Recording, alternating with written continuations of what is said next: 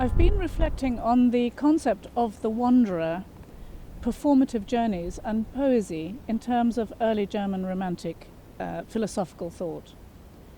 By early German Romanticism, I mean the group of philosophers, poets, and literary critics based mainly in Jena, now in Germany, between about 1797 to 1800.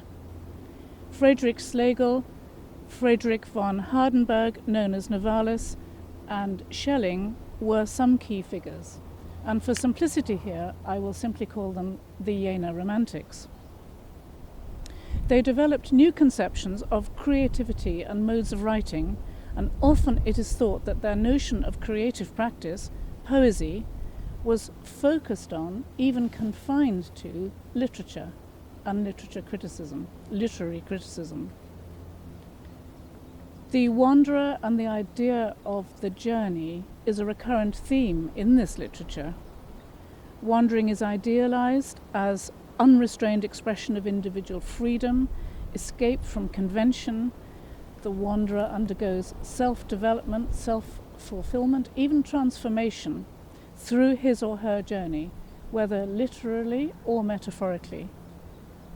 Often the wanderer is valorized as a hero exploring the world, striding the world, or as an outcast, or as world citizen, not confined to creed or class. And the concept is used metaphorically to express Sehnsucht, i.e. yearning and longing, including endless searching and the pursuit of unrequited love. These last three themes, the outcast, world citizen, and yearning, I will refer to again in a moment. But now I propose focusing on the Jena Romantics concept of poesie. Poesie in the Greek sense, and before it became applied to a particular art form, i.e. poetry, is a generic term for creation and production. Thus, for the Jena Romantics, poesie was conceived of as a general aesthetic ideal, implying a revolutionary mode of transformation applicable to all creative activity, whether in arts or sciences, in the world, and not just literature. This insight is skillfully elaborated by Frédéric Gros in his book The Romantic Imperative, the concept of early German Romanticism, which was published in 2006. I suggest, therefore, that mobility in the form of walking and performative journeys may also be understood in terms of poesie in this broadest sense.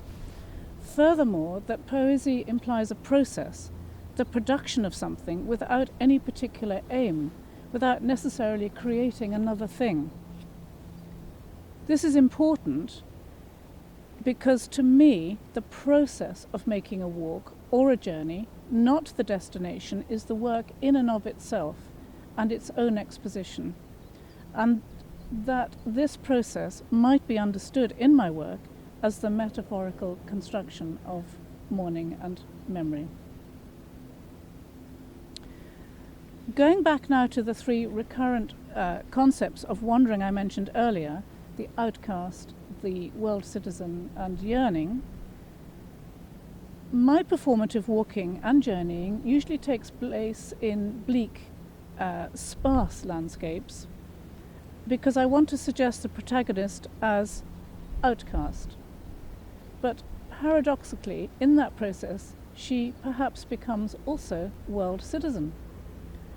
As the philosopher Frédéric Gros says in his book A Philosophy of Walking, published in 2011, by walking you escape the very idea of identity, the temptation to be someone, to have a name in history, or to have a name and a history. The freedom in walking lies not in being anyone, for walking has no history. It is just an eddy in the stream of immemorial life. My video installations aim to offer spaces for contemplation of aloneness, bereavement, loss and death. The repetitive structure is important. I try to create a sense of an infinite loop, as if the widow you see on the screens is searching, destined to wander with yearning and longing for her deceased loved one ad infinitum. So the three recurrent themes of wandering in early German Romantic literature are also at play. I have elaborated these concepts in far more detail in a dissertation which I wrote in 2003 entitled Early German Romanticism's Enduring Themes in Contemporary Art Practice.